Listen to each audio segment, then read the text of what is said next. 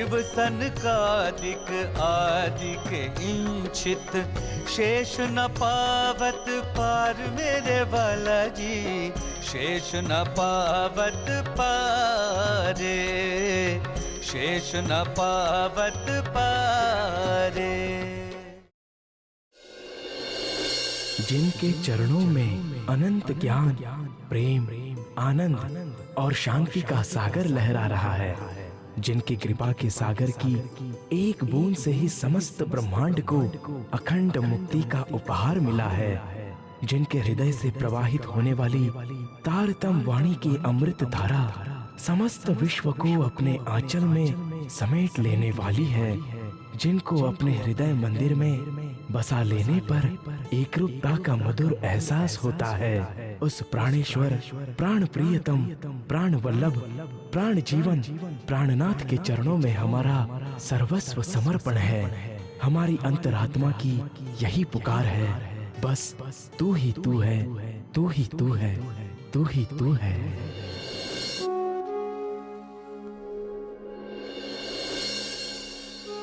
यदि आप सब मेरे विषय में यथार्थ रूप से जानना चाहते हैं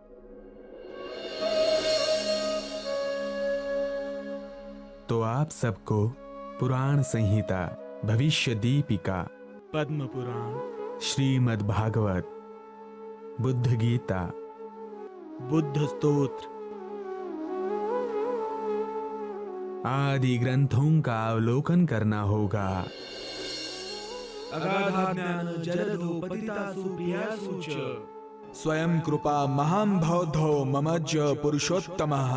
अज्ञानता के अगाध सागर में प्रियाओं के गिर जाने पर प्रियतम पर ब्रह्म स्वयं अपने कृपा रूपी महासागर में स्नान कराएंगे, अर्थात स्वयं प्रकट होकर अपने अलौकिक ज्ञान से उन्हें जागृत करेंगे।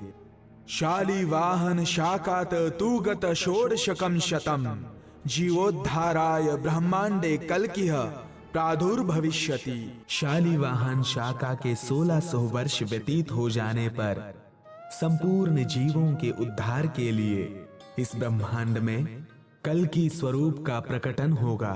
कलेरन्ते बुद्ध रूपी जनाना मनुकंपया, अवतीर्यासिना ज्ञान रूपेणाच्छिद्य संशयम्, धाम स्थाननु मंत्र यादो तेभ्यस्तत्व मुदीर्य च, अर्थताश्च समादाय गमिष्यति निजालायम्।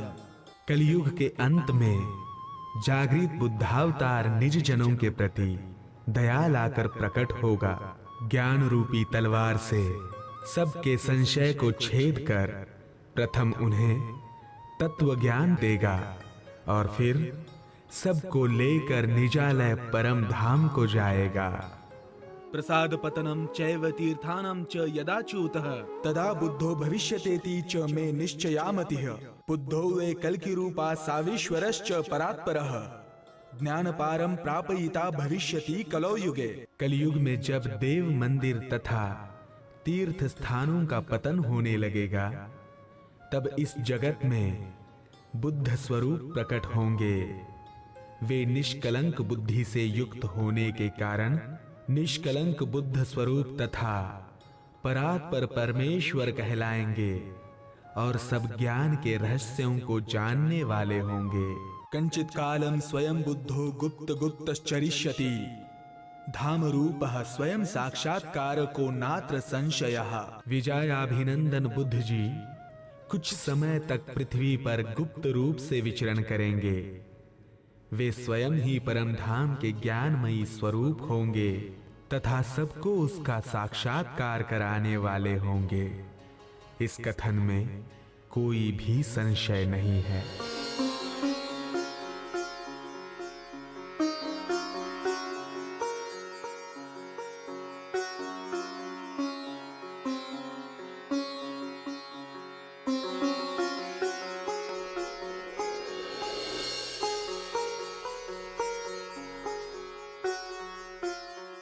हे निष्कलंक बुद्ध स्वरूप, तेजोमयी ज्ञान के स्वरूप, ब्रह्म स्वरूप, सबकी आत्मा के स्वामी, हमें क्षमा करें। हम आपके स्वरूप को नहीं पहचान सके।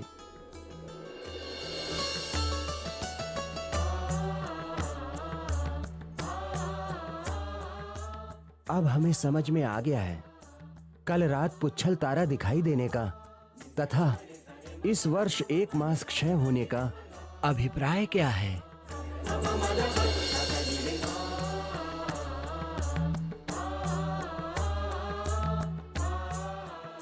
ये दोनों घटनाएं बुद्ध निष्कलंक कल्कि स्वरूप के प्रकट होने की महत्वपूर्ण निशानियों में से हैं।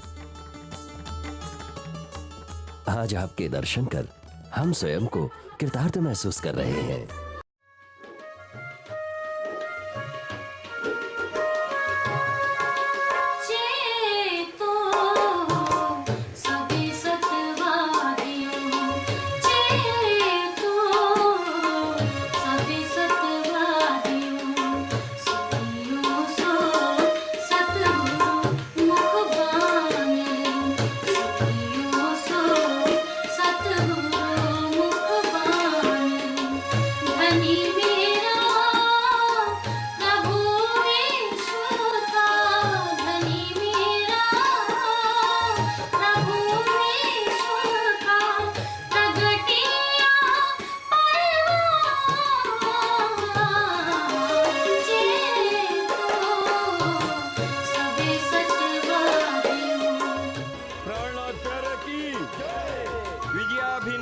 निष्कलंक बुद्ध जी की प्राणनाथ प्यारे की विजयाभिनंद निष्कलंक बुद्ध जी की कल्कि स्वरूप की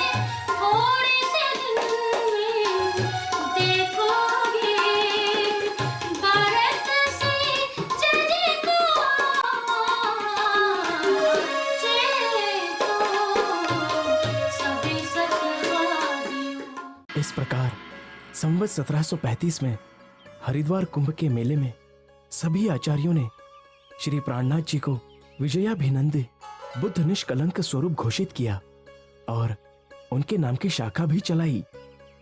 अभी बुद्ध जी की शाखा के 334 वर्ष पूरे हो चुके हैं। इसके पश्चात श्री प्राणनाथ जी दिल्ली वापस आ गए। उधर नौतनपुरी में श्री बिहारी जी महाराज को हरिद्वार और दिल्ली की सब बातें पता चली। तब वे विचलित हो उठे। इतना मान सम्मान पाकर मिहिरराज शायद भूल गया है कि वो आज जो कुछ भी है वो मेरे पिता श्री देवचंद्र जी की वजह से ही है। सद्गुरु और उनके स्थान का महत्व दर्शाना छोड़कर वो स्वयं धामधनी बन रहा है और सभी सुंदर साथ को भी गुमराह कर रहा है। आप ठीक कह रहे हैं धामधनी, किंतु अब हम भी चुप नहीं बैठेंगे। हम दिल्ली जाकर वहां के सुंदर साथ को समझाएंगे और सबके सामने मिहिरराज से पूछेंगे कि उन्हें ये ज्ञान कहां से प्राप्त हुआ है। और यह भी पूछेंगे कि क्या वे देवचंद्र जी से भी बड़े हो गए हैं, जो नई नई किताबें बनाकर नया नया ज्ञान प्रचार कर रहे हैं। हम सबके सामने उन्हें स्पष्ट रूप से कह देंगे कि सतगुरु का स्थान और उनकी गादी ही हमारे लिए पूजनीय है, इसलिए उनकी गादी पर विराजमान बिहारी जी ही हमारे लिए धाम के धनी हैं। इसीलिए जिसे भी परमधाम जाना है वो धाम धनी श्री बिहारी जी महाराज के चरणों में आ जाए। बहुत खूब। तुम तीनों शीघ्र दिल्ली जाने की तैयारी करो। जो आ गया।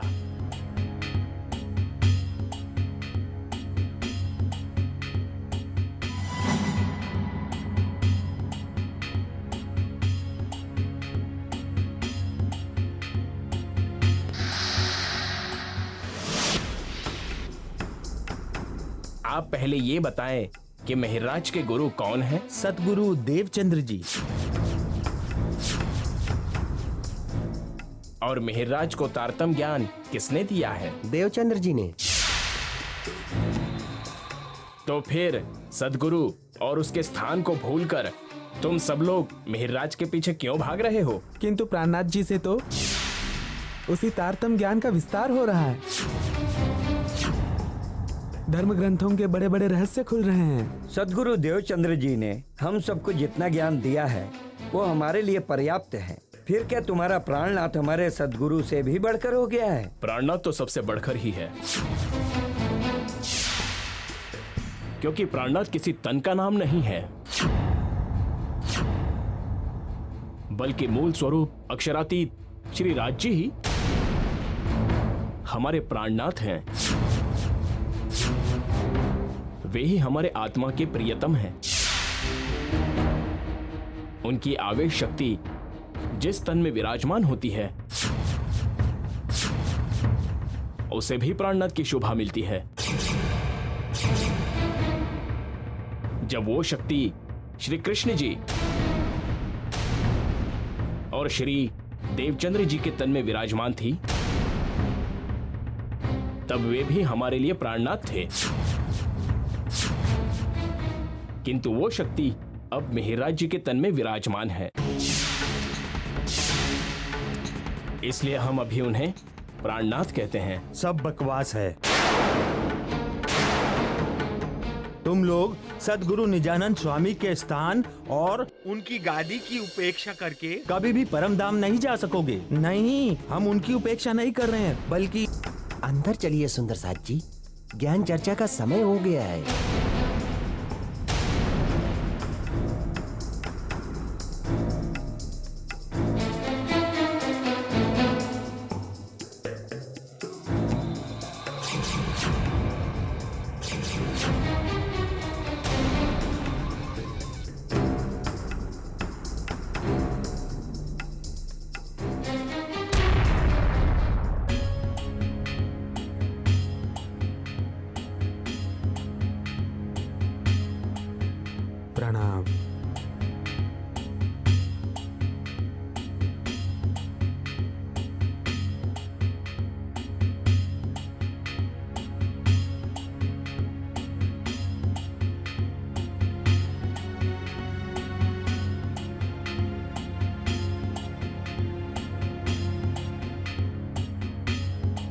प्रणाम। प्रणाम। अरे संग जी, नाग जी, कैसे हैं आप लोग?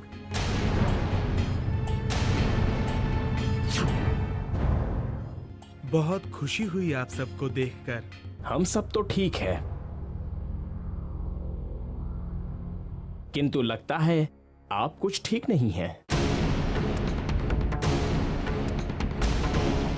तभी तो अपने सद्गुरु और उनके स्थान को ही भूल गए हैं, जबकि आपको भी तारतम्य ज्ञान उन्हीं सद्गुरु श्री देवचंद्र जी से मिला है। सद्गुरु देवचंद्र जी ने हमें जितना ज्ञान दिया है वो सबके लिए पर्याप्त है।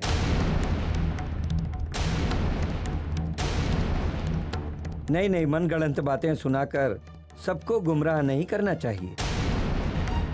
हमें सदगुरु के स्थान और उनकी गादी पर विराजमान गुरुपुत्र बिहारी जी पर पूर्ण श्रद्धा रखनी चाहिए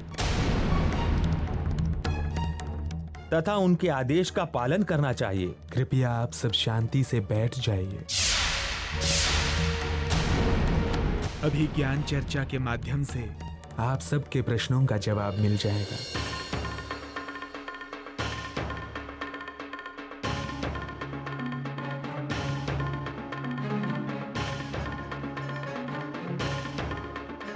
परम धाम से आत्माएं इस नश्वर जगत में दुख का खेल देखने आ गई और अपने निज स्वरूप को भूल गईं। उन्हें जगाने के लिए श्री राज जी ने सर्वप्रथम श्री श्यामा जी स्वरूप श्री देवचंद्र जी को तारतम्य ज्ञान दिया और उन्हें निज स्वरूप एवं निज घर की पहचान कराई। फिर आवेश स्वरूप से वे श्री देवचंद्र जी के तन में विराजमान हो गए। इस प्रकार श्यामा जी को तारतम्य ज्ञान सुनाने से प्रथम गुरु श्री राज जी हुए और श्री देवचंद्र जी के तन में उनकी शक्ति विराजमान होने से ही देवचंद्र जी भी सद्गुरु हुए। उन्हीं सद्गुरु श्री देवचंद्र जी ने धाम गमन के समय मुझे बुलाकर प्रत्यक्ष रूप से सबके सामने कहा कि उनके बाद मेरे तन से जागने कार्य होना है। उन्होंने सभी धर्म ग्रंथों से साक्षी भी पुराई कि श्री श्यामा जी परब्रह्म के आवेश से युक्त होकर क्रमशः 2 तनों में विराजमान होकर लीला करेंगी। ये जानते हुए भी उस आत्मा का दिल दुखाना बहुत बड़ा पाप है। देखा देखी चलने से निज घर की प्राप्ति नहीं हो सकती है। सभी सुंदर साथ के लिए आवश्यक है कि वे निज घर निज स्वरूप एवं श्री राज श्यामा जी के स्वरूप की पहचान करें, उनका चिंतन एवं ध्यान करें। इसी में सबका कल्याण निहित है।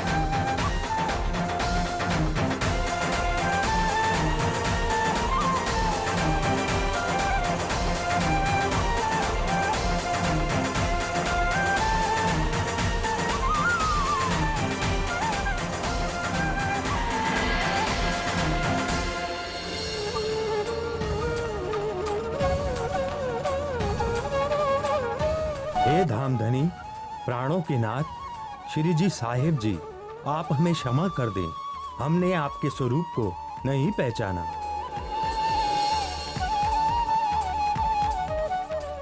अब हमें विश्वास हो गया है कि धामधनी श्री राज जी की शक्ति आपके ही तन में विराजमान है।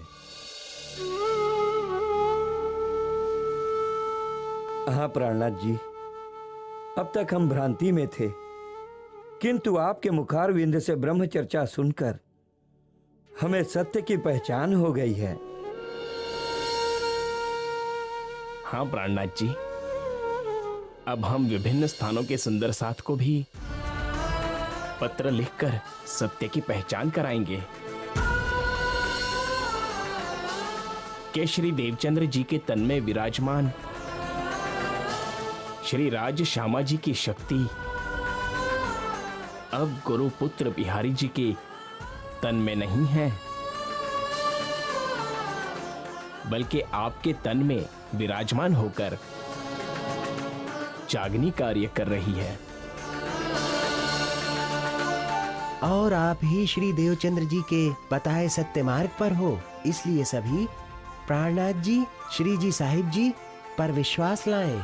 इसी में हम सबका कल्याण है।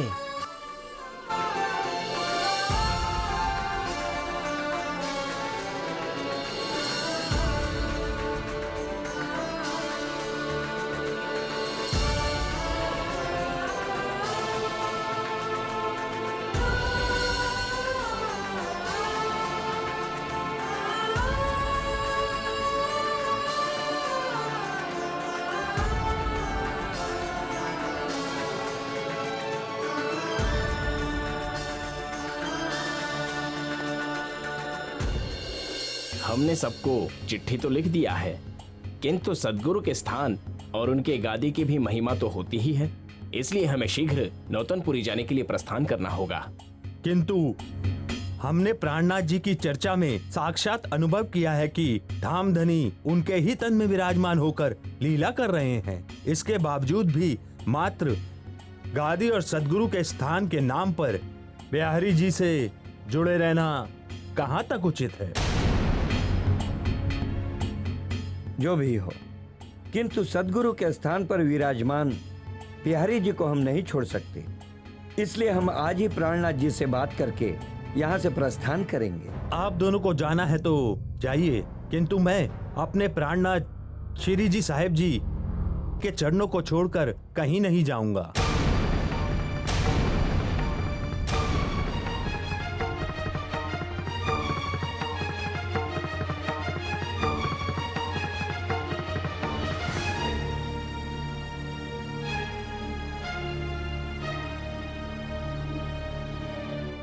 इस प्रकार 22 दिनों तक श्री प्राणनाथ जी के सानिध्य में रहने के बाद नाग जी और संग जी नौतनपुरी चल दिए।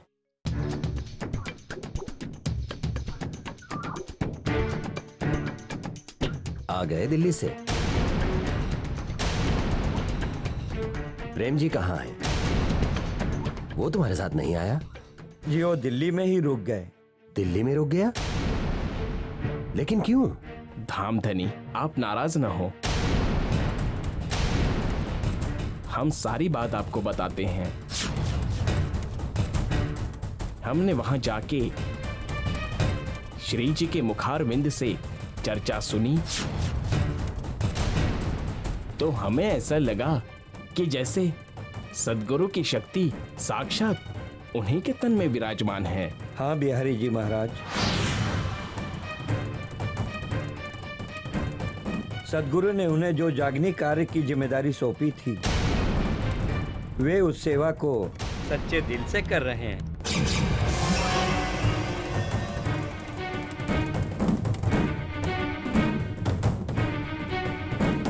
फिर क्या हुआ? फिर हमने सब सुंदर साथ को पत्र लिखकर इसकी सूचना भी दे दी और कहा कि सब श्री जी पर विश्वास ले आए। बहुत अच्छा।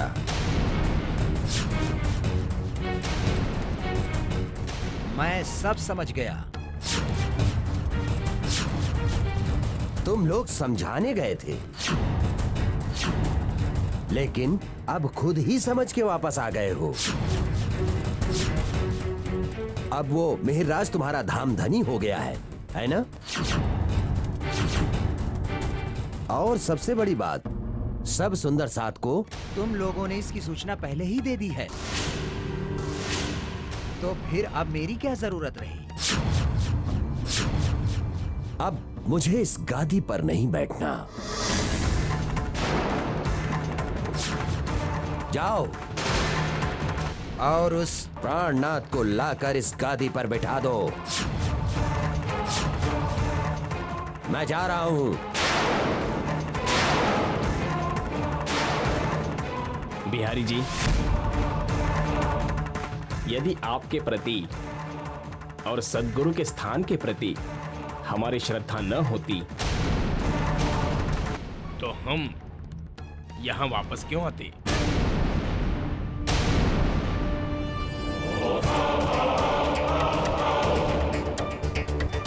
यदि मेरे प्रति तुम्हारी श्रद्धा होती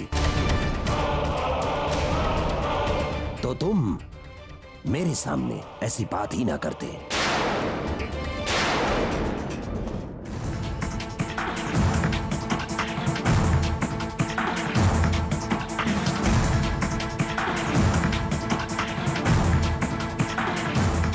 महाराज रुक जाइए, महाराज।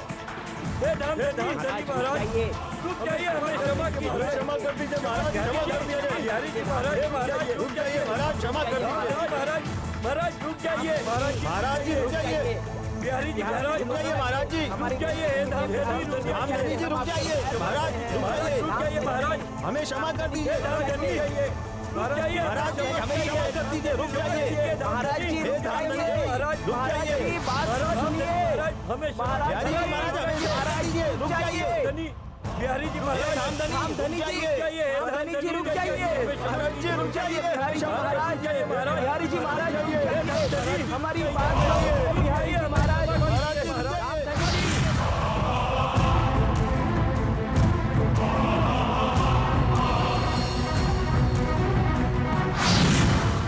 हमें क्षमा कर दीजिए धामधनी, अब हम फिर कभी ऐसी बात नहीं करेंगे। अब आप वापस लौट चलिए धामधनी। तुम्हारा धामधनी तो मिहिरराज है ना, जाओ उसी के पास। मुझे तुम लोगों से कोई संबंध नहीं रखना है।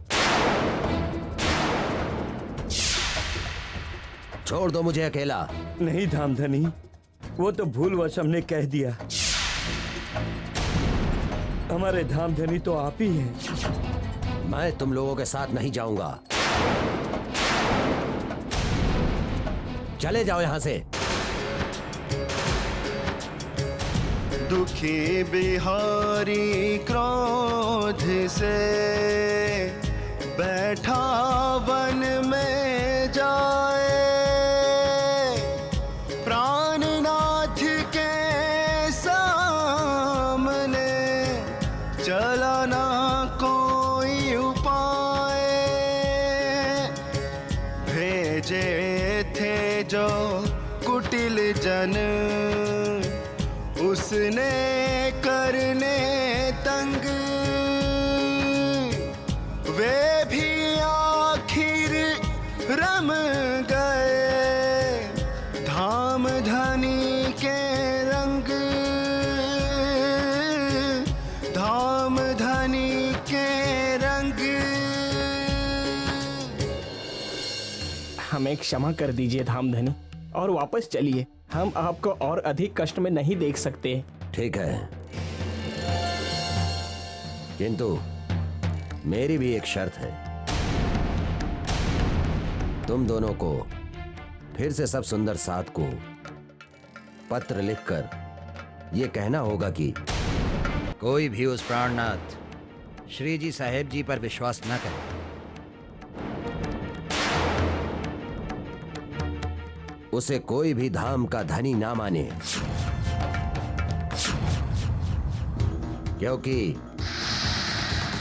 धाम के धनी बिहारी जी हैं। हमें स्वीकार है धामधनी। आप जैसा चाहते हैं हम वैसा ही करेंगे। अब आप चलिए। ठीक है। धाम के धनी की जय, बिहारी जी महाराज की जय। धाम के धनी की जय, बिहारी जी महाराज की जय। धाम के धनी की जय। इस प्रकार बिहारी जी के निर्देशानुसार नाग जी और संग जी ने सभी सुंदर साथ को पुनः पत्र लिखा कि सदगुरु की गादी पर विराजमान बिहारी जी ही हमारे धाम के धनी हैं। इसलिए श्री जी साहिब श्री प्राणनाथ जी पर कोई भी विश्वास न लाए। इस प्रकार सत्य की कसौटी हुई कि कौन सत्य को पहचान कर विश्वास लाता है। इसके पश्चात ब्रह्म ज्ञान के प्रचार के अभियान का पुनः शुभारंभ किया। सर्वप्रथम श्री जी ने सुरक्षा के दृष्टिकोण से महिलाओं, बच्चों एवं बुजुर्ग सुंदर साथ को अनूप शहर में पहुंचा दिया। इसके पश्चात बादशाह औरंगजेब के एक प्रमुख दरबारी शेख सुलेमान से संपर्क किया गया। शेख साहब, हम दोनों आपके पास एक विशेष कार्य से आए हैं। फरमाइए जनाब, आप लोग मुझसे क्या चाहते हैं? हम दोनों बादशाह हुजूर से मुलाकात करना चाहते हैं। इसलिए आपसे अर्जी है कि आप मेहरबानी करके आलमगीर बादशाह से हमारी मुलाकात करवा दीजिए, या फिर मुलाकात का तरीका ही बता दीजिए। अरे पहले आप लोग ये तो बताइए कि आप लोग कौन हैं और आपको किसने भेजा है? जी, हमें सामने वाले पहाड़ से एक बुजुर्ग फकीर साहब ने भेजा है। यदि आप हमारा ये काम कर देंगे तो वे आपकी सभी इच्छाओं को पूरा कर सकते हैं। क्या वो बुजुर्ग फकीर साहब क्या मुझे लोहा से सोना बनाने का तरीका सिखा सकते हैं? महानुभाव, यदि आप इंसानियत के लिए इतना बड़ा काम करेंगे तो उन फकीर साहब के वो सारे हुनरमंदी जो ये हुनर जानते हैं वो अपने आप ही आपके शरण में आ जाएंगे। तो फिर आप उनसे जो चाहे वो सीख लेना। लेकिन आप हजरात बादशाह से ही क्यों मुलाकात करना चाहते हैं? कोई खास बात है क्या? हम शहंशाह से मिलकर उनको फकीर साहब के धार्मिक एकता का संदेश देना चाहते हैं, जिससे कि संसार से धार्मिक भेदभाव समाप्त हो जाए एवं दुनिया में भाईचारे का माहौल बन सके। यदि बादशाह से आप हमारी भेंट करवा देंगे तो आपको इससे बहुत सवाब मिलेगा। देखिए हजरात, आप लोग जो ये गंभीर बातें कर रहे हैं, इसे कहने में जरा सी भी गलती हुई तो हम सब की शामत आ जाएगी। मैं कोई भी खतरा मोल लेना नहीं चाहता, इसलिए आप लोग तो मुझे माफी करें।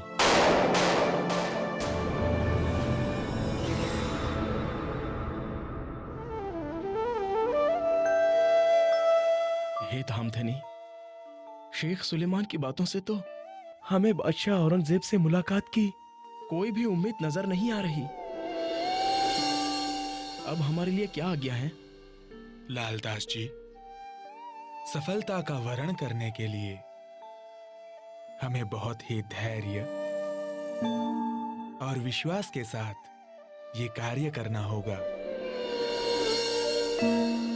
इतना तो निश्चित है कि बिना प्रमाणों के मुगल बादशाह का कोई भी दरबारी हमारी बातों पर विश्वास नहीं करेगा। इसीलिए आवश्यक है कि उनके ही पवित्र धार्मिक ग्रंथों की साक्षियां प्रस्तुत की जाएं। धामधनी, इसके लिए हमें क्या करना होगा? लालदास जी, आप गोवर्धन जी को साथ लेकर किसी बड़े मौलवी के पास जाइए और उनसे उनकी मान्यताएं मालूम कीजिए। जैसी आपकी आज्ञा धामधनी जी।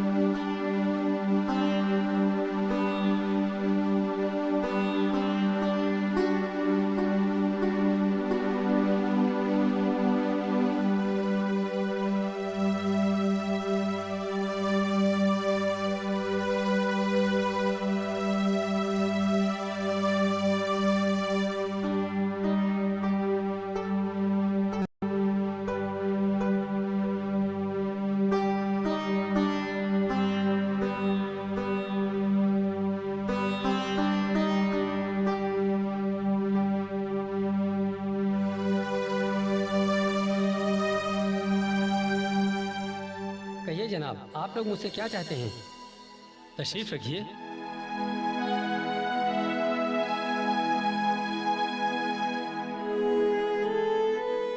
हम आपसे दीन इस्लाम की खासियत मालूम करना चाहते हैं।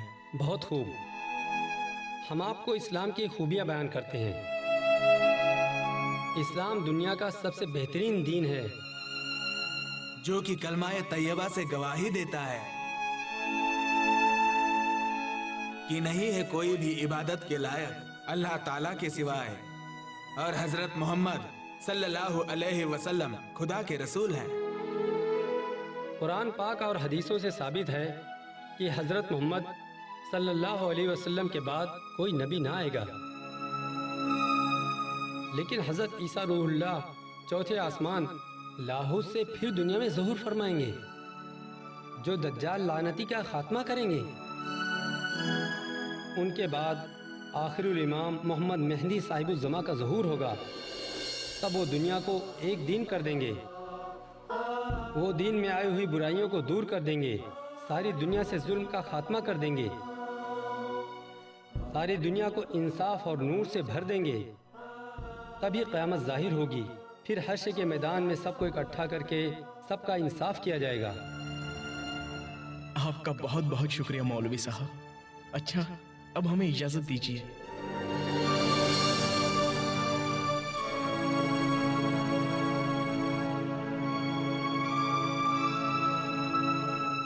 खुदा हाफिज।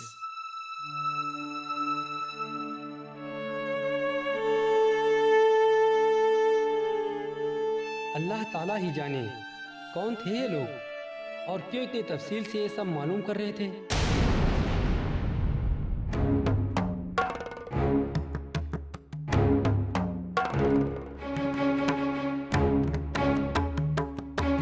गोवर्धन जी, कुरान पाक में तो हमारी ही सारी बातें लिखी हैं।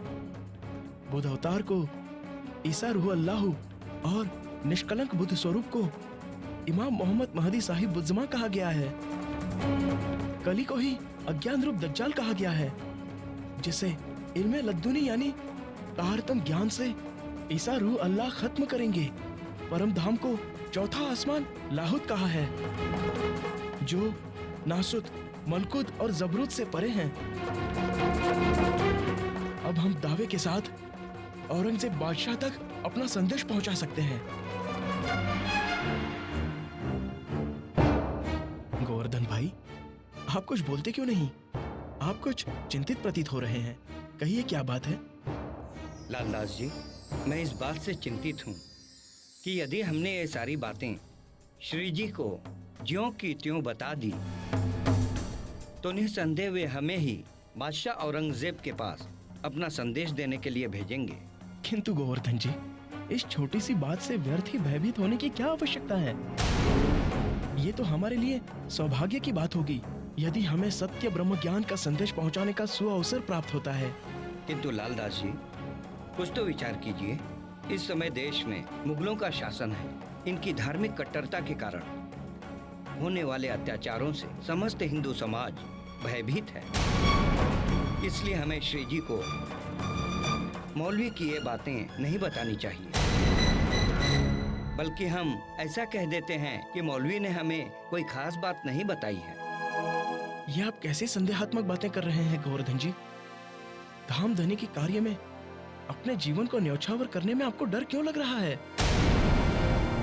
जरा ये तो सोचिए गोवर्धन जी, यदि औरंगजेब बादशाह परम सत्य को जान जाएगा तो सारी मानव जाति को अखंड शांति का मार्ग मिल जाएगा। आप जो कह रहे हैं वह इतना आसान नहीं है लालदास जी, और न ही हम इतनी आसानी से बादशाह औरंगजेब से मिल पाएंगे। जानबूझकर प्राण संकट में डालना ये कहाँ की समझदारी है? अब चाहे जो भी परिणाम हो, इसकी मुझे कोई चिंता नहीं है गोवर्धन जी। सब कुछ श्री राज्य की इच्छा अनुसार ही होता है। एक बात और ध्यान रखिए गोवर्धन जी, श्री जी का स्वरूप हमारे लिए अक्षरातीत का स्वरूप है, इसलिए हमें उनसे स्वप्न में भी झूठ बोलने की कल्पना नहीं करनी चाहिए। अरे भाई, मैंने कब कहा कि प्राणनाथ जी अक्षरातीत नहीं है? ठीक है, तुम्हारी जैसी इच्छा हो वैसा करो।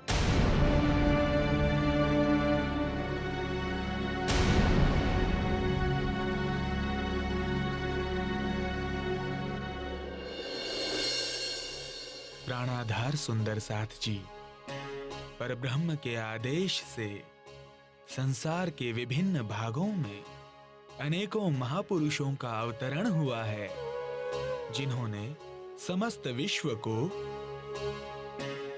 एक सूत्र में बांधने का प्रयास किया है। एक ही सत्य अनेक भाषाओं में अवतरित हुआ है, जिसे तारतम वाणी के प्रकाश में जाना जा सकता है, और एक स्वलीला अद्वैत पर ब्रह्म की पहचान की जा सकती है।